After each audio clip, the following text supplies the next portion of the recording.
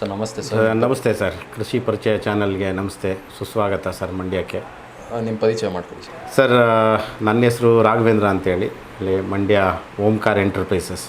Actually ಹೇಳಬೇಕು ಅಂದರೆ ನಾವು ಬಿಯರ್ ವೇಸ್ಟ್ ವೆಂಡರ್ಸ್ ತೊಗೊಂಡಿದ್ದೀವಿ. ಅದು ಬಿಟ್ಟರೆ ವೆಟ್ ಕೇಕು, ಫೈಬರು ಮತ್ತು ಕಸಾವ ಮಾಲ್ಟ್ ಅಂದರೆ ಗೆಣಸು ಪೌಡರ್. ಸರ್, ಇತ್ತೀಚೆಗೆ KMFನಿಂದ ಒಂದು ಸರ್ಕ್ಯುಲರ್ ಬಂದಿತ್ತು. ಈಗ ಬಿಯರ್ ವೇಸ್ಟಲ್ಲಿ ಎಥನಾಲ್ ಇದೆ, ಆ ಥರ ಕೆಲವೊಂದು ಅಂಶಗಳಿದೆ ಅಂತ. ಅದ್ರ ಬಗ್ಗೆ ನಿಮ್ಮ ಅಭಿಪ್ರಾಯ ಹೇಗೆ ಸರ್? ಸರ್, ಇದು 8ನೇ ತಾರೀಕು ಇದೇ ತಿಂಗಳು ಈ KMFನವರು ಕಳಿಸಿದ್ದಾರೆ. ಇದರಲ್ಲಿ ಮೇಯ್ನ್ ಅಂಶ ಏನಂತಂದರೆ ಎಥನಾಲ್ ಪಾಯ್ಸನಿಂಗ್ ಮತ್ತು ನ್ಯೂರೋಟಾಕ್ಸಿಕೋಸಿಸ್ ಬೈ ಆಸ್ಪರ್ಜಿಯಸ್ ನೈಜರ್ ಅಂತ ಹೇಳ್ಬಿಟ್ಟು ಅದೊಂದು ಹೇಳಿದ್ದಾರೆ. ಮತ್ತು ಇನ್ನೊಂದು ರುಮಿನಾಲ್ ಅಸಿಡೋಸಿಸ್ ಅಂತ ಒಂದು ಹೇಳಿದ್ದಾರೆ.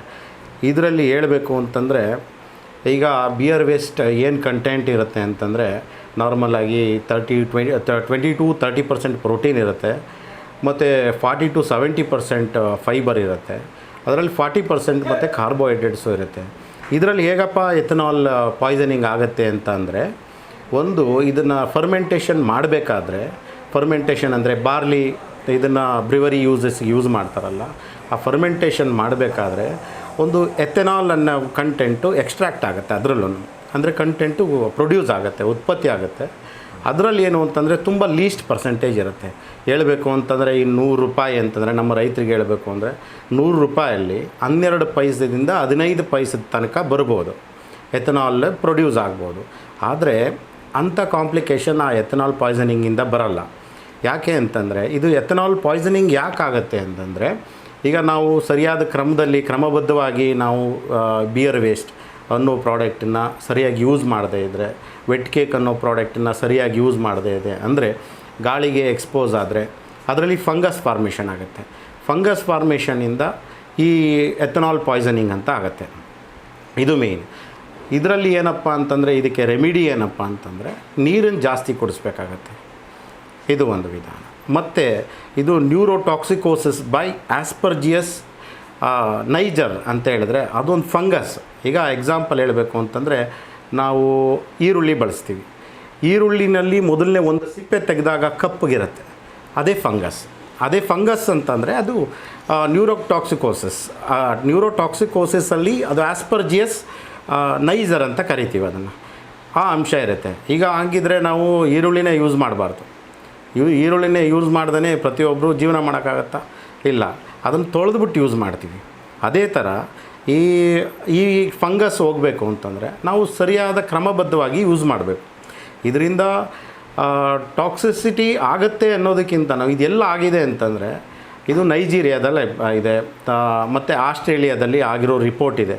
ಬಟ್ ಆದರೆ ಇದು ಇಂಡಿಯಾದಲ್ಲಿ ಆಗಿರೋದು ಯಾವುದೇ ರಿಪೋರ್ಟ್ಸು ಸ್ಟಡೀಸ್ ಇಲ್ಲ. ಅದರಿಂದ ಇದು ತುಂಬ ಲೀಸ್ಟ್ ಅಂತ ಇದೇನಿಲ್ಲ ಅಂತ ಹೇಳ್ಬೋದು.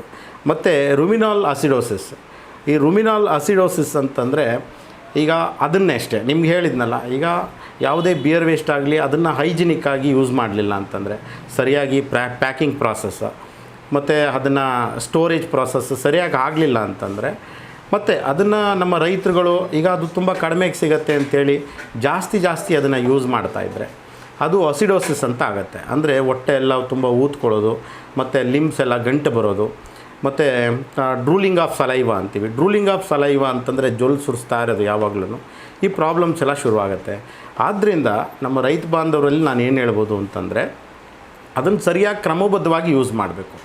ಮತ್ತು ಇದಕ್ಕೆ ಅಕಸ್ಮಾತ್ ಈ ಥರ ಅಸಿಡೋಸಿಸ್ ಏನಾದರೂ ಆಯಿತು ಅಂತಂದರೆ, ಇದಕ್ಕೆ ರೆಮಿಡಿ ಏನಪ್ಪ ಅಂದರೆ, ಸೋಡಿಯಂ ಬೈಕಾರ್ಬೋನೇಟ್ ಇದೆ ಅಂದರೆ ಉಪ್ಪು, ಸೋಡಿಯಂ ಸಿಟ್ರೇಟ್, ಅಡುಗೆ ಸೋಡಾ, ಇದನ್ನು ಸ್ವಲ್ಪ 2 ದಿವಸಕ್ಕೊಂದು ಸರಿ ಯೂಸ್ ಮಾಡಿದ್ರೆ ಈ ಪ್ರಾಬ್ಲಮ್ ಮತ್ತೇನು ದೊಡ್ಡ ಕಾಂಪ್ಲಿಕೇಶನ್ ಆಗಿ ಏನು ಕಾಣೋದಿಲ್ಲ ಸರ್. ಇದಿಷ್ಟು ಹೇಳ್ಬೋದು. ಮತ್ತು ಈ ವೆಟ್ ಕೇಕಲ್ಲಿ ಬಿಯರ್ ವೇಸ್ಟಲ್ಲಿ ಏನಪ್ಪ ಅಂತಂದರೆ 60% ಆಫ್ NDF ಅಂತ ಕರಿತೀವಿ. NDF ಅಂತಂದರೆ ಇದು ನ್ಯೂಟ್ರಲ್, ಅದು NDF ಅಂದರೆ ನ್ಯೂಟ್ರಲ್ ಡಿಟರ್ಜೆಂಟ್ ಫೈಬರ್ ಅಂತ ಬರುತ್ತೆ. ಇದು ಏನಾಗುತ್ತೆ, ಹಸುಗಳಲ್ಲಿ ತುಂಬ ಬೇಗ ಅಬ್ಸಾರ್ಪ್ಷನ್ ಆಗುತ್ತೆ. ಅಬ್ಸಾರ್ಪ್ಷನಿಂದ ಇದು ಮಿಲ್ಕ್ ಅಂದರೆ ಫ್ಯಾಟ್ ಕಂಟೆಂಟ್ ಆಗಲಿ ಇದೆಲ್ಲ ತುಂಬ ಚೆನ್ನಾಗಿ ಬರುತ್ತೆ. ಮತ್ತು ಡೈಜೆಷನ್ ಕೆಪಾಸಿಟಿನೂ ತುಂಬ ಚೆನ್ನಾಗಿರೋದ್ರಿಂದ ಈ ಥರ ಅಸಿಡೋಸಿಸ್ಸು, ಎಥನಾಲ್ ಪಾಯ್ಸನಿಂಗ್ ಎಲ್ಲ ಇದೆಲ್ಲ ಅಂಥ ದೊಡ್ಡ ಕಾಂಪ್ಲಿಕೇಶನ್ನೇ ಅಲ್ಲ ಅಂತ ಹೇಳ್ಬೋದು. ಸರ್ ಇದೆಲ್ಲ beer waste wet cake corn chips ಎಲ್ಲದಲ್ಲೂ ಇದೆಯಾ ಅಥವಾ ಬಿಯರ್ ವೇಸ್ಟ್ ಸರ್ ಇದು ಯಾವುದೇ ಆಗಲಿ ಇದು ಕಾರ್ಬೋಹೈಡ್ರೇಟ್ ಫರ್ಮೆಂಟೇಷನ್ನಿಂದ ಆದರೆ ಕಾರ್ಬೋಹೈಡ್ರೇಟ್ಸ್ ಅನ್ನೋದರಲ್ಲಿ ಅಂದರೆ ಫರ್ಮೆಂಟೇಷನ್ ಅಂದರೆ ಏನು ಮಾಡ್ತಾರೆ ಅಂತಂದರೆ ಬ್ರೀವರೀಸಲ್ಲಿ ಅದನ್ನು ಹುನಿ ಹಾಕ್ತಾರೆ. ಈಗ ಯಾವುದೇ ಒಂದು ಬಾರ್ಲಿ ಆಗಲಿ ಅದನ್ನು 3 days ಹುನಿ ಹಾಕಿದ ಮೇಲೆ ಬರುವಂಥ ಏನು ಎಥನಾಲ್ ಪಾಯ್ಸನಿಂಗ್ ಅಂತ ಹೇಳ್ತೀವಿ ಅದು ಬಿಟ್ಟರೆ ಈ ವೆಟ್ ಕೇಕಲ್ಲಿ ಅಂತ ಹೇಳ್ತೀರ, ವೆಟ್ ಕೇಕಲ್ಲೂ ಅಷ್ಟೇ ಇದು ತುಂಬ least of content of ethanol ಆಯ್ತಲ್ಲ. ಇದಕ್ಕೆ ಜಸ್ಟ್ ಹೇಳಿದ್ನಲ್ಲ 12ರಿಂದ 15 ಪೈಸಾ ತನಕ ಅಷ್ಟೇ ಇರುತ್ತೆ ಹೊರತು ಬೇರೆ ಯಾವುದು ಸರಿಯಾದ ಕ್ರಮದಲ್ಲಿ ಯೂಸ್ ಮಾಡಿದ್ರೆ ಯಾವುದೇ ಕಾಂಪ್ಲಿಕೇಶನ್ಸ್ ಇಲ್ಲ ಸರ್. ಈಗ ಯಾಕೆ ಈ ಸುತ್ತೋಲೆ ಹೊರಡಿಸಿದ್ದಾರೆ ಅಂತಂದರೆ ಈಗ ಅವರಲ್ಲಿ ಫೀಡ್ ಸಪ್ಲಿಮೆಂಟೇಷನ್ನು ಇವಾಗ ಸೇಲ್ಸ್ ಎಲ್ಲ ತುಂಬ ಕಡಿಮೆ ಆಗಿರೋದ್ರಿಂದ ಇದೆಲ್ಲ ಜಾಸ್ತಿ ಅಂದರೆ ಪ್ರೈಸಸ್ ಎಲ್ಲ ಜಾಸ್ತಿ ಇರೋದ್ರಿಂದ ಅದನ್ನೇ ಯೂಸ್ ಮಾಡ್ತಿದ್ದಾರೆ. ಹೀಗಾಗಿ ಅವರಿಗೆ ತುಂಬ ಹೊಡೆತ ಬಿದ್ದಿದೆ. ಹಾಗಾಗಿ ಈ ಫೀಡ್ ಫ್ಯಾಕ್ಟ್ರಿಯವರೆಲ್ಲ ಈ ಥರ ಒಂದು ಪ್ಲ್ಯಾನ್ ಮಾಡಿ ಹೊರಡಿಸಿರ್ತಾರೆ ಅಷ್ಟೇ. ಸರ್ ಈಗ ಮಾರ್ಕೆಟ್ನಲ್ಲಿ 100 ಕಂಪ್ನಿಗಳಿದೆ ಫೀಡ್ಸ್ ಮ್ಯಾನುಫ್ಯಾಕ್ಚರ್, 10 ಕಂಪ್ನಿಗಳಿದೆ ಸರ್. ಹೌದು. ಇದಕ್ಕೆ ಕಂಪೇರ್ ಮಾಡಿದಾಗ ಅದರಲ್ಲಿ ಏನಾದರೂ ಕೆಮಿಕಲ್ ಅಂಶಗಳು ಕಂಡು ಬಂದಿದೆ ಸರ್? ಅದರಲ್ಲಿ ಎಲ್ಲ ಫೀಡ್ ಫ್ಯಾಕ್ಟ್ರಿಗಳಲ್ಲಿ ಫೀಡಲ್ಲಿ ಏನಿರ್ಬೋದು ಅಂತಂದರೆ ಗ್ರೈನ್ಸು, ಬ್ರಾಸು ಮತ್ತು ಮಿನರಲ್ ಮಿಕ್ಸ್ಚರು, ವಿಟಮಿನ್ಸು ಅಂಥೇಳಿ ಎಲ್ಲ ಇರುತ್ತೆ. ಅದ್ರ ಜೊತೆಗೆ ಏನಂತಂದರೆ ಪ್ರಿಸರ್ವೇಟಿವ್ ಆಗಿ ಆರ್ಗಾನಿಕ್ ಅಥವಾ ಅಸಿಡಿಫೈಯಿಂಗ್ ಏಜೆಂಟ್ಸ್ ಅಂತ ಏನು ಹೇಳ್ತೀವಿ, ಕ್ಯಾಲ್ಸೈಟ್ ಪೌಡರ್ ಅಂತ ಬರುತ್ತೆ. ಕ್ಯಾಲ್ಸೈಟ್ ಪೌಡರ್ ಒಂದು ಟೈಪ್ ಆಫ್ ಕೆಮಿಕಲ್. ಮತ್ತು ಡೈಸೋಡಿಯಮ್ ಸಲ್ಫೇಟ್ ಅಂತ ಫಾಸ್ಫೇಟ್ ಅಂತ ಬರುತ್ತೆ. ಡೈಸೋಡಿಯಮ್ ಫಾಸ್ಫೇಟು ಅದನ್ನು ಪ್ರಿಸರ್ವೇಟಿವ್ ಆಗಿ ಯೂಸ್ ಮಾಡ್ತಾರೆ.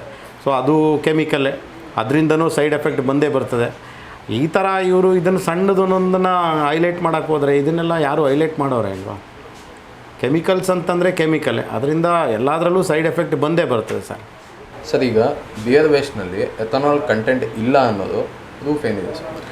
ಸರ್ ಇದಕ್ಕೆ ನನ್ನ ಹತ್ರನೇ ಇದೆ ಸರ್. ಬಿಯರ್ ವೇಸ್ಟಲ್ಲಿ ಎಥನಾಲ್ ಕಂಟೆಂಟ್ ತುಂಬ ಲೀಸ್ಟ್ ಇದೆ ಅಂತ ಅನ್ನೋದಕ್ಕೆ ನನ್ನ ಹತ್ರ ಇವರು department of dairy chemistry, dairy science college ಹೆಬ್ಬಾಳಿಂದ ಬಂದಿರುವಂಥದ್ದು. ಈ ರಿಪೋರ್ಟಲ್ಲಿ ಏನಿದೆ ತುಂಬ ಲೀಸ್ಟ್ ಹೇಳಿದ್ನಲ್ಲ, ತುಂಬ ಲೀಸ್ಟ್ ಅಂದರೆ ತುಂಬ ಕಡಿಮೆ ಅಂಶ ಎಥನಾಲ್ ಕಂಟೆಂಟ್ ಅಂದರೆ 0.0125, 0.018 ಅರೌಂಡು 12ರಿಂದ 15 ಪೈಸಾ ಅಂತ ಹೇಳ್ಬೋದು. ಆ ಥರದಲ್ಲಿ ಇದೆ ಹೊರತು ಅದಕ್ಕಿದೆ ಇದು very negligible amount of ethanol content ಅಂತೇಳಿ ಇದನ್ನು ಆ ಥರ ಗಣನೀಯವಾಗಿ ತೊಗೋಬಾರ್ದು ಅಂತ ಮೆಡಿಕಲ್ ಸೈನ್ಸೇ ಹೇಳಿದೆ. ಸರ್ ಈಗ ಎಷ್ಟೊಂದು ಹೇಳ್ತಿದ್ದಾವೆ ಫಲ ನಿಲ್ತಿಲ್ಲ ಬೇಕಾಗ್ತದೆ ಅಂತ. ಸರ್ ಇದು ಒಂದು ಕಿವಿಯಿಂದ ಒಂದು ಕಿವಿಗೆ ಬಂದ್ಬಿಟ್ಟಿರ್ತಕ್ಕಂಥದ್ದು. ಈಗೇನಂತಂದರೆ ಈಗ ಬಿಯರ್ ವೇಸ್ಟಲ್ಲಿ ಮೇಯ್ನಾಗಿ ಬಾರ್ಲಿ ಇದೆ ಸರ್. ಬಾರ್ಲಿ ಏನಕ್ಕೆ ಯೂಸ್ ಮಾಡ್ತಾರೆ ಅಂತಂದರೆ ಮೇಯ್ನಾಗಿ ಇದು ಹ್ಯೂಮನ್ ಬಾಡಿಗೂ ಯಾವ ಥರ ಯೂಸ್ ಆಗುತ್ತೆ ಅಂದರೆ just 3.6 to 6 grams of barley hypertension ಮತ್ತು ಕಾರ್ಡಿಯಾಕ್ ಪ್ರಾಬ್ಲಮ್ಸು, ಹೈಪರ್ಟೆನ್ಷನ್ ಅಂದರೆ BP, ಕಾರ್ಡಿಯಾಕ್ ಪ್ರಾಬ್ಲಮ್ನ ಹಾರ್ಟ್ ಡಿಸೀಸಸ್ಗಳಿಗೆಲ್ಲ ತುಂಬ ಒಳ್ಳೆಯದು. ಅಂಥದ್ರಲ್ಲಿ ಬಾರ್ಲಿಯಿಂದ ಯಾವುದೇ ಕಾರಣಕ್ಕೂ ಏನೂ ಸಮಸ್ಯೆ ಬರೋದಿಲ್ಲ ಸರ್. ಈ ಪ್ರಾಡಕ್ಟು ಬಾರ್ಲಿ ಅಂತನ್ನೋದು ಜೊತೆಗೆ ಈ ಬಾರ್ಲಿ ಜೊತೆಗೆ ಗೋಧಿ ಇರುತ್ತೆ, ರೈಸ್ ಇರುತ್ತೆ, ಶುಗರ್ ಇರುತ್ತೆ. ಇದ್ರೊಳಗಡೆ ಇದೆಲ್ಲ ನ್ಯಾಚುರಲ್ ಇಂಗ್ರೀಡಿಯೆಂಟ್ಸ್ ಆದ್ದರಿಂದ ಯಾವುದೇ ಕಾರಣಕ್ಕೂ ಫಲ ನಿಲ್ಲದೆ ಇರೋದಕ್ಕೆ. ಈಗ ಸಪೋಸ್ ನಾವು ಡೈಲಿ ಅದನ್ನು ನಾವು ತಿಂತೀವಿ, ಈಗ ಶುಗರ್ ತಿಂತೀವಿ, ರೈಸ್ ತಿಂತೀವಿ, ನಾವೀಗ ಬಾರ್ಲಿನೂ ತಿಂತೀವಿ, ಗೋಧಿನೂ ತಿಂತೀವಿ ಅಲ್ವಾ? ಇದರಿಂದ ನಮಗೆ ರೀಪ್ರೊಡಕ್ಟಿವ್ ಸಿಸ್ಟಮ್ಗೆ ಏನೋ ಪ್ರಾಬ್ಲಮ್ ಆಗಿದೆಯಾ ಅಂದರೆ ಸಂತಾನೋತ್ಪತ್ತಿಗೆ ಏನಾದರೂ ಸಮಸ್ಯೆ ಇದೆಯಾ? ನಮ್ಗಳಿಗಿಲ್ಲ ಅಂತಂದರೆ ಅನಿಮಲ್ಸ್ಗೆ ಎಲ್ಲಿ ಬರ್ತದೆ ಸರ್? ಸರ್ ಇದರಿಂದ ಅಡ್ಡ ಪರಿಣಾಮಗಳು ಏನಾದರೂ ಇದೆಯಾ ಸರ್? ಅಡ್ಡ ಪರಿಣಾಮ ಅಂದರೆ ಸರ್ ಅಫ್ಕೋರ್ಸ್ ಇದೆ. ಇದು ತುಂಬ ಕಡಿಮೆ ಬೆಲೆಗೆ ಸಿಗ್ತಾ ಇರೋದ್ರಿಂದ ಈಗ ನಮ್ಮ ರೈತರುಗಳು ಕೆಲವ್ರಿಗೆ ಎಷ್ಟು ಮೆಜರ್ಮೆಂಟ್ ಹಾಕಬೇಕು, ಅಡಿಕ್ವೇಟ್ ಡೋಸೇಜ್ ಕೊಡಬೇಕು ಅನ್ನೋದು ಬಗ್ಗೆ ತಿಳುವಳಿಕೆ ಇರೋದಿಲ್ಲ. ಏನೋ ಎಷ್ಟೋ ಒಂದು ಅಳತೆಗೆ ಇಟ್ಕೊಂಡು ಹಾಕ್ಬಿಡ್ತಾರೆ. ಈಗ ಅಥವಾ ಕಡಿಮೆ, ಈಗ ಜಸ್ಟ್ 12 rupees ಬಿಯರ್ ವೇಸ್ಟ್ ಅಂತ ಅಂದ್ಕೊಳ್ಳಿ, 13 rupees ವೆಟ್ ಕೇಕ್ ಅಂತ ಇಟ್ಕೊಳ್ಳಿ. ಇದು ಬೇರೆ ಫೀಡ್ಗಳಿಗೆ ಕಂಪೇರ್ ಮಾಡಿದ್ರೆ ಅದು 30-35 rupees ತನಕ per kg ಇರುತ್ತೆ. ಇದರಲ್ಲಿ 3ರಿಂದ 4 kg ಹಾಕ್ಬಿಡ್ಬೋದಲ್ಲ ಸರ್. ಒಂದು ಹಸುಗಳಿಗೆ ಹೊಟ್ಟೆ ತುಂಬುತ್ತೆ, ಅದರಿಂದ ಫೀಡ್ಸು ರೇಟು ಕಡಿಮೆ, ಬೆನಿಫಿಟ್ಸು ಇರಬೇಕಾದ್ರೆ ಯಾಕೆ ರೈತರುಗಳು ಹಾಕಬಾರ್ದು ಸರ್? ಹಾಕಬೇಕು, ಆದರೆ ಹಿತಮಿತವಾಗಿ ಹಾಕಬೇಕು ಮತ್ತು ಹೈಜಿನಿಕ್ ಕಂಡೀಷನಲ್ಲಿ ಇಡಬೇಕು ಅಂತ ನಾನು ಅದೊಂದು ಕೇಳ್ಕೊತೀನಿ. ಈಗ ನಮ್ಮಲ್ಲಿ ಪ್ಯಾಕಿಂಗ್ ಪ್ರಾಸೆಸ್ಸೇ ಡಿಫ್ರೆಂಟ್ ಇದೆ. ಆದ್ದರಿಂದ ಅದನ್ನು ನೋಡೇ ಪ್ಯಾಕಿಂಗ್ ಮಾಡಿ ಸ್ಟೋರೇಜ್ ಕಂಡೀಷನ್ನು ಒಳ್ಳೆ ರೀತಿಯಾಗಿ ಇಡಬೇಕಾಗುತ್ತೆ. ಎಷ್ಟು ದಿನ ಸ್ಟೋರ್ ಮಾಡ್ಬೋದು ಸರ್? ಸರ್ ಇದು ಇದು ಮಾಯಿಶ್ಚರ್ ಕಂಟೆಂಟ್ ಇರೋದ್ರಿಂದ ಇದನ್ನು ತುಂಬ ಹೆಚ್ಚಿಗೆ ದಿವಸ ಇಡೋಕ್ಕಾಗೋದಿಲ್ಲ. ಯಾಕಂದರೆ ಫರ್ಮೆಂಟೇಷನ್ ಎಲ್ಲ ಪ್ರಾಡಕ್ಟ್ಗಳು ಅಷ್ಟೇ, ಬೈ ಪ್ರಾಡಕ್ಟ್ಸ್ ಅಂತ ಹೇಳ್ತೀವಲ್ಲ, ಅದು ಎಲ್ಲ ಪ್ರಾಡಕ್ಟ್ಸ್ ಯಾವುದೇ ಫ್ಯಾಕ್ಟ್ರಿ ಆಗಲಿ, ಯಾವುದೇ ಫ್ಯಾಕ್ಟ್ರಿಯಿಂದ ಬಂದಂಥ ಬೈ ಪ್ರಾಡಕ್ಟ್ಸ್ಗಳಿಗೆ ಜಾಸ್ತಿ ದಿವಸ ಬಾಳಿಕೆ ಬರೋದಿಲ್ಲ. ಹಾಗಾಗಿ ವಿತಿನ್ 15 ಡೇಸ್ ಒಳಗೆ ಯೂಸ್ ಮಾಡಿಕೊಂಡ್ರೆ ಭಾಳ ಅನುಕೂಲ ಮತ್ತು ರಿಸಲ್ಟ್ಗಳು ತುಂಬ ಚೆನ್ನಾಗಿ ಪಡ್ಕೋಬೋದು. ಸರ್ ನೀವು ಕೂಡ ಹಲವಾರು ರೈತಗಳು ಕೊಡ್ತಿದ್ದೀರಾ? ಜಸ್ಟ್ ರೀಸೆಂಟಾಗಿ 1.5 ವರ್ಷದಿಂದ ನಾನು ಕೊಡ್ತಾಯಿದ್ದೀನಿ. ಆದರೆ ಇದ್ರ ಬಗ್ಗೆ ನಾನು ಸಾಕಷ್ಟು ಮಾಹಿತಿಗಳನ್ನ ತಿಳ್ಕೊಂಡಿದ್ದೀನಿ. ಈಗ ಇನ್ನೊಂದು ಎಕ್ಸಾಂಪಲ್ ಹೇಳಬೇಕು ಅಂತಂದರೆ, ಈ ಪ್ರಾಬ್ಲಮ್ಮು ಇದೆ ಅಂತನ್ನೋದಾದರೆ, ಈಗ ಒಂದು ಲೈಫ್ ಸ್ಪ್ಯಾನ್ ಒಂದು ಕ್ಯಾಟಲ್ಗೆ, ಒಂದು ಹಸುಗೆ ಒಂದು ಎಷ್ಟು ವರ್ಷ ಅದು ಬದುಕತ್ತೆ ಅಂದರೆ 15ರಿಂದ 20 ವರ್ಷ ಅಷ್ಟೇ ಅದು ಬದುಕೋದು. ಲೈಫ್ ಸ್ಪ್ಯಾನ್ ಅಷ್ಟೇ ಇರೋದು ಅದಕ್ಕೆ. ಈಗ ನೀವು ಹೇಳೋ ಪ್ರಕಾರ ಈಗ ಇನ್ನೊಂದು ಫಲ ಆಗಲಿಲ್ಲ ಮತ್ತು ಈ ಥರ ಕಂಪ್ಲೇಂಟ್ಸ್ಗಳೆಲ್ಲ ಏನಿದೆ ಅದು ನಿಜನೇ ಆಗಿದ್ದರೆ, ಈಗ 30ರಿಂದ 40 ವರ್ಷದಿಂದ ಬೆಂಗಳೂರಲ್ಲೆಲ್ಲ ಯೂಸ್ ಮಾಡ್ತಿದ್ದಾರೆ. ಅವ್ರಿಗೆಲ್ಲ ಫೀಡ್ ತೊಗೊಳಕ್ಕೆ ತುಂಬ ಕಷ್ಟನೇ ಇದೆ. ಅವರೆಲ್ಲ ತುಂಬ ಬರೀ ಬಿಯರ್ ವೇಸ್ಟು, ವೆಟ್ ಕೇಕು, ಈ ಥರ ಪ್ರಾಡಕ್ಟ್ಗಳನ್ನೇ ಯೂಸ್ ಮಾಡ್ತಿದ್ದಾರೆ. ಫೈಬರು ಮತ್ತು ಈ ಗೆಣಸು ಪೌಡರ್ ಏನಿದೆ ಅವುಗಳನ್ನೇ ಯೂಸ್ ಮಾಡ್ತಿದ್ದಾರೆ. ಅವರಿಂದ ಯಾವುದೇ ಒಂದು ಕಂಪ್ಲೇಂಟ್ ಇಲ್ಲ, ಇದರಿಂದ ಯಾವುದೇ ಕಂಪ್ಲೇಂಟ್ ಇಲ್ಲ ಸರ್. ಈಗ ಒಂದು ವೇಳೆ ಆ ಥರ ಏನಾದರೂ ಸಮಸ್ಯೆ ಬಂದಿದ್ದರೆ ಅದು ಒಂದು ಈಗ ಎಲ್ಲ body depends on body condition ಇರುತ್ತೆ. ಹಸುಗಳಿಗೂ ಅಷ್ಟೇ. ಈಗ ಒಂದು ಫಲ ನಿಲ್ಲಬೇಕಾದ್ರೆ ಹಸುಗಳಲ್ಲಿ ಅದಕ್ಕೆ ತಕ್ಕಂಥ ಟೈಮ್ ಇರಬೇಕು. ಇಂಜೆಕ್ಟ್ ಮಾಡೋ ಡಾಕ್ಟರ್ಸ್ದೇ ಆಗಲಿ ಯಾವುದು ಸಮಸ್ಯೆ ಇರಬಾರ್ದು. ಅಥವಾ ಬಾಡಿನಲ್ಲೇ ಏನಾದರೂ ಸಮಸ್ಯೆ ಇದ್ರೂ ಅದು ಸಮಸ್ಯೆ ಆಗ್ಬೋದೇ ಹೊರತು, ಫಲ ನಿಲ್ಲೋದ್ರಲ್ಲಿ ಸಮಸ್ಯೆ ಆಗ್ಬೋದೇ ಹೊರತು, ಈ ಥರ ಈ ಬಿಯರ್ ವೇಸ್ಟು, ವೆಟ್ ಕೇಕು ಹಾಕೋದ್ರಿಂದ ಏನಾದರೂ ಫಲ ನಿಲ್ಲಲ್ಲ ಅನ್ನೋದೆಲ್ಲ ಸುಳ್ಳಿರುತ್ತೆ. ನೀವು ಅಡಿಕ್ವೇಟ್ ಡೋಸೇಜ್ ಕೊಟ್ಕೊಂಡು ಬಂದರೆ ಯಾವುದೇ ಕಾರಣಕ್ಕೂ ಅದ್ರ ಬಗ್ಗೆ ಡೌಟೇ ಪಡೋಗಿಲ್ಲ ಸರ್. ಅದು ಫಲ ನಿಲ್ಲುತ್ತೆ, ಹೆಲ್ತಿಯಾಗೂ ಇರುತ್ತೆ. ಯಾವ ಥರ ಕಾಂಪೋಸಿಷನಲ್ಲಿ ಕೊಡಬೇಕಾಗುತ್ತೆ ಸರ್ ಈಗ ಬಿಯರ್ ವೇಸ್ಟ್? ಸರ್ ಈಗ ಒಂದು ಈಗ ಸಪೋಸ್ ಈಗ ಒಂದು 10 ಲೀಟ್ರು ಕರಿ ಹಸುಗೆ ಅದೇನಿದ್ರೂ 2.5ರಿಂದ 3 kg ಬಿಯರ್ ವೇಸ್ಟು, 1.5ರಿಂದ 2 kg ವೆಟ್ ಕೇಕು, ಮತ್ತು ಈ ಚಿಪ್ಸು ಗೆಣಸು ಅನ್ನೋದನ್ನು ಅವ್ರು ಎಷ್ಟು ಬೇಕಾದರೂ ಕೊಟ್ಕೋಬೋದು. ಯಾಕಂದರೆ ಫೈಬರ್ ಅಂದರೆ ಚಿಪ್ಸ್ ಅಂತ ಹೇಳ್ತೀವಿ, ಜೋಳ ಚಿಪ್ಸು. ಆ ಫೈಬರಲ್ಲಿ ಫ್ಯಾಟ್ ಕಂಟೆಂಟು ಮತ್ತು ಏನು ಹೇಳ್ತಾರೆ ಡಿಗ್ರಿ ಮೇಂಟೈನ್ ಆಗುತ್ತೆ. ಸೊ ಅದರಿಂದ ಯಾವುದೇ ಸೈಡ್ ಎಫೆಕ್ಟು ಫೈಬರಿಂದ ಬರೋದಿಲ್ಲ. ಅದು ಬಾಡಿ ಡೆವಲಪ್ಮೆಂಟಿಗಾಗಲಿ, ಮೆಲ್ಕ್ ಹಾಕೋದಾಗಲಿ, ಲಾಸ್ ಆಫ್ ಅಪಿಟೇಟ್ ಅಂತ ಹೇಳಿ, ಅಂದರೆ ಅದಕ್ಕೆ ಹಸಿವಾಗದಿರೋ ಥರ ಇದೆ ಅಂತನ್ನೋದಾಗಲಿ ಅವೆಲ್ಲ ಸುಳ್ಳಿರುತ್ತೆ. ಹಸಿವು ಚೆನ್ನಾಗಾಗುತ್ತೆ, ಅಪಿಟೇಟ್ ಎಲ್ಲ ಚೆನ್ನಾಗಿರುತ್ತೆ, ಮತ್ತು ಅದು ಚೀವಿಂಗ್ ಅಂದರೆ ಮೆಲ್ಕ್ದೆಲ್ಲ ಚೆನ್ನಾಗಿ ಬರ್ತದೆ ಸರ್. ಆದ್ದರಿಂದ ಇದನ್ನೆಲ್ಲ ಪ್ರಾಡಕ್ಟನ್ನು ಯೂಸ್ ಮಾಡಬೇಕು ಅಂತ ನಾನು ನಮ್ಮ ರೈತರುಗಳಲ್ಲಿ ಕೇಳ್ಕೊತೀನಿ. ಮತ್ತೊಂದು ವಿಷಯ ನಮ್ಮ ರೈತರುಗಳಿಗೆ ಏನು ಹೇಳಕ್ಕೆ ಬಯಸ್ತೀನಿ ಅಂತಂದರೆ, ಬರೀ ಬಿಯರ್ ವೇಸ್ಟೇ ಕೊಡಿ ಅಂತ ಹೇಳ್ತಾ ಇಲ್ಲ. ಬಿಯರ್ ವೇಸ್ಟ್ ಜೊತೆಗೆ ನೀವು ಏನು ಕೊಡ್ತಾಯಿದ್ರಿ ತಿಂಡಿನ ಅದನ್ನು ಸಡನ್ನಾಗಿ ಸ್ಟಾಪ್ ಮಾಡಬಾರ್ದು. ಬಿಯರ್ ವೇಸ್ಟು ಮತ್ತು ವೆಟ್ ಕೇಕ್ ಏನು ಕೊಡ್ತಾ ಇರ್ತೀರ ಸ್ವಲ್ಪನೇ ಅಬ್ರಾಪ್ಟ್ ಡೋಸಿಂಗ್ ಅಂತೀವಿ, ಅದನ್ನು ಸ್ವಲ್ಪನೇ ಕಡಿಮೆ ಮಾಡ್ತಾ ಬಂದು ಸ್ವಲ್ಪಕ್ಕೆ ಬೇಕಾದರೆ ನಿಲ್ಲಿಸ್ಕೋಬೋದು. ಕೆಲವರಿಗೆ ಸಮಾಧಾನ ಆಗೋದಿಲ್ಲ, ನಮಗೆ ಇದನ್ನೇ ಕೊಟ್ಟರೆ ಈ ಸಮಸ್ಯೆ ಆಗುತ್ತೆ, ಆ ಸಮಸ್ಯೆ ಆಗುತ್ತೆ ಅಂತ, ಆ ಥರನೂ ಕಂಪ್ಲೇಂಟ್ಸ್ ಇರೋದು ಬೇಡ. ಅದ್ರ ಜೊತೆಗೆ ನೀವು ಬಿಯರ್ ವೇಸ್ಟ್ ಜೊತೆಗೆ ಏನಾದರೂ ಕೊಟ್ಕೋಬೋದು. ಮತ್ತು ಯಾವ ಥರ ಕೊಡಬೇಕು ಅಂತಂದರೆ ಅದು ಡ್ರೈ ಫಾರ್ಮ್ ಆಗೇ ಕೊಡಬೇಕು.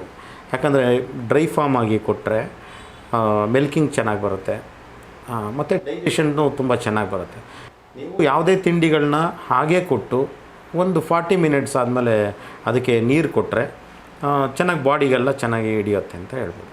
ಸೊ ಬಿಯರ್ ವೇಸ್ಟಲ್ಲಿ ಬೇರೆ ಬೇರೆ ಏನಾದರೂ ಅದರಲ್ಲಿ ಏನೋ ಕ್ಯಾಟಗರಿ ಇದೆಯಾ ಸರ್? ಅದರಲ್ಲಿ ಅಂತಂದರೆ ಡಿಪೆಂಡ್ಸ್ ಆನ್ ಮಿಷಿನರಿ ಮೇಲೆ ಹೋಗುತ್ತೆ ಸರ್. ಅದು ಕೆಲವೊಂದೆಲ್ಲ ದಪ್ಪ ಅಂತ ಹೇಳ್ತಾರೆ, ದಪ್ಪ ಬರುತ್ತೆ. ಕೆಲವೊಂದೆಲ್ಲ ಫೈನ್ ಪಾರ್ಟಿಕಲ್ಸ್ ಬರ್ತದೆ. ತುಂಬ ಫೈನ್ ಪಾರ್ಟಿಕಲ್ಸ್ದು ಇದೆ. ಅದು ಏನಂತಂದರೆ ಅದು ಸ್ವಲ್ಪ ಮಿಲ್ಕ್ ಸ್ವಲ್ಪ ಸೆಕ್ರೇಷನ್ ಜಾಸ್ತಿ ಆಗ್ಬೋದು. ಆದರೆ ಈ ದಪ್ಪದಲ್ಲಿ ಏನು ಅಂತಂದರೆ ಮಿಲ್ಕಿಂಗ್ ಚೆನ್ನಾಗಿರುತ್ತೆ, ಅದು ಬಿಟ್ಟರೆ ಡೈಜೆಷನ್ ತುಂಬ ಚೆನ್ನಾಗಿರುತ್ತೆ, ಗಟ್ಟಿ ತೊಪ್ಪೆ ಎಲ್ಲ ಗಟ್ಟಿ ಬರುತ್ತೆ. ಹಾಗಿದ್ದಾಗ ಅದು ಹೆಲ್ತಿಯಾಗಿರುತ್ತೆ. ಮತ್ತು 4-6 ದಿವಸ ಎಕ್ಸ್ಟ್ರಾ ಈ ದಪ್ಪ ಅಂತ ಏನು ಹೇಳ್ತೀವಿ ಅದನ್ನು 4-6 ದಿವಸ ಎಕ್ಸ್ಟ್ರಾ ಇಟ್ಕೋಬೋದು as compared to smaller particles ಅಂತ ಹೇಳಿ. ಸೊ ಈಗ ವೆಟ್ ಕೇಕಲ್ಲೂ 2 ಥರ ಇದೆ, ಒಂದು ಯೆಲ್ಲೋ ಮತ್ತು ಇನ್ನೊಂದು white. Sir the white cake ಅನ್ನೋದಕ್ಕಿಂತನೂ ಅದೇನಂತಂದರೆ ತುಂಬ ಕಾರ್ಬೋಹೈಡ್ರೇಟ್ಸ್ ಜಾಸ್ತಿ, ಅಂದರೆ extraction of carbohydrates, fermentation extraction carbohydrates ಅಂತ ಏನು ಬರುತ್ತೆ, ಅದರಿಂದ ಸ್ವಲ್ಪ ಈ ರುಮಿನಲ್ ಅಸಿಡೋಸಿಸ್ ಅಂತ ಏನು ಹೇಳ್ತೀವಿ, ಅದು ಕಾಂಪ್ಲಿಕೇಶನ್ ಜಾಸ್ತಿ ಇರುತ್ತೆ. ಮತ್ತು ಅದು ಈಸ್ಟ್ ಡೆವಲಪ್ಮೆಂಟು ತುಂಬ ಜಾಸ್ತಿ ಬಂದಷ್ಟು ಸಮಸ್ಯೆನೇ ಇರುತ್ತೆ. ಆದಷ್ಟು ಎಲ್ಲೋ ಮಾಲ್ಟ್ ತುಂಬ ಒಳ್ಳೆಯದು ಅಂತ ಹೇಳ್ಬೋದು. ಮತ್ತು ನಮ್ಮ ಪ್ಯಾಕಿಂಗ್ ಪ್ರೊಸೆಸಲ್ಲೂ ಸರ್ ಈಗ ಬೇರೆಯವರು ಕಂಪೇರ್ ಮಾಡಿದ್ರೆ ನಮ್ಮದು 20-30 ರೂಪಾಯಿ ಜಾಸ್ತಿ ಅಂತಲೇ ಹೇಳ್ಬೋದು 50 kg ಬ್ಯಾಗಿಗೆ. ಯಾಕೆ ಅಂತಂದರೆ ನಮ್ಮದು ಪ್ಯಾಕಿಂಗ್ ಪ್ರೊಸೆಸ್ಸಲ್ಲಿ ನೋಡಿ, ಒಳಗಡೆ ಒಂದು ಲೈನರ್ ಇರುತ್ತೆ. ಈ ಲೈನರೇ ಕಾಸ್ಟಿಂಗ್ ಅರೌಂಡ್ 9 ರೂಪೀಸ್ ಬರುತ್ತದೆ. ಜೊತೆಗೆ ಮೇಲೊಂದು ಲೈನರ್ ಹಾಕ್ತೀವಿ. ಯಾಕಂದರೆ ಇದು ಪ್ರಾಡಕ್ಟ್ ಯಾವಾಗಲೂ ಕೆಡದೇ ಇರಲಿ ಅಂತ, ಡ್ಯೂರಬಿಲಿಟಿ ಚೆನ್ನಾಗಿ ಬರಲಿ ಅಂತ ಅಷ್ಟೇ. ನೋಡಿ, ಇದು ಒಳಗಡೆನೂ ಲೈನರ್ ಇರುತ್ತೆ ಮತ್ತು ಹೊರಗಡೆನೂ ಲೈನರ್ ಬರ್ತದೆ.